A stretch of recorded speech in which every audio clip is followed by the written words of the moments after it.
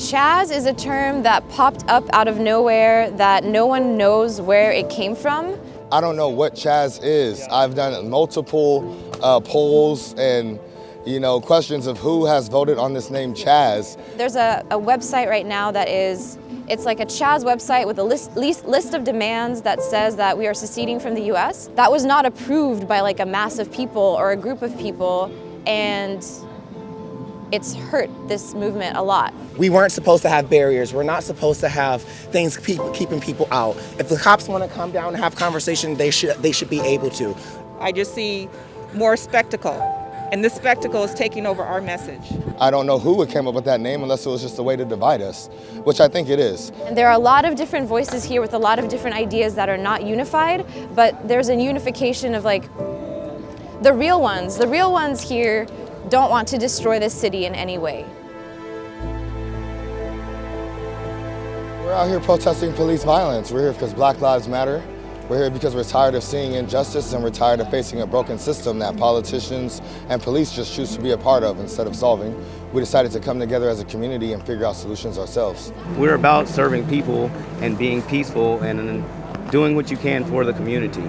We want to actively make this change. Everybody that is choosing to be here is someone who wants to actively take part, not just sit back, be on the sidelines and hear about it on the news. We are choosing to be members of the community, choosing to have an impact, and choosing to do it any way that we can. We didn't ask these people to come out here and start setting up medic tents. We didn't ask these people to come up here and start handing out food. We didn't ask these artists to start coming out here and painting the beautiful murals that they're painting. We didn't ask for this. This is the community coming together of their own free will, of their own volition, and doing it for the good of each other. Honestly, it's out of love. The protesters here that keep showing up day after day after day, that are trying to de-escalate disruptive situations, are people that want to see this country thrive, and they don't want to loot, they don't want to riot, they don't want to secede from the United States. Nobody here has denounced their American citizenship. We are all still American citizens. Nobody here has declared us a rebel state, like we're declaring war on the US government or the US military or anything like that. We are exercising our American right to protest. The thing that I learned is how similar our voices are, but how quickly we are to jump in on one little division. Everybody makes mistakes, you guys. We're not all perfect with our words. I myself am not perfect with my words either. But we shouldn't hold someone accountable forever for a mistake. If you continue to perpetuate the problem, yes, we need to keep holding you accountable. But if you acknowledge the mistake, address the mistake, and try to fix it, I can offer you forgiveness. Defunding doesn't mean get rid of. I think that's a huge misunderstanding. Defunding literally means defund.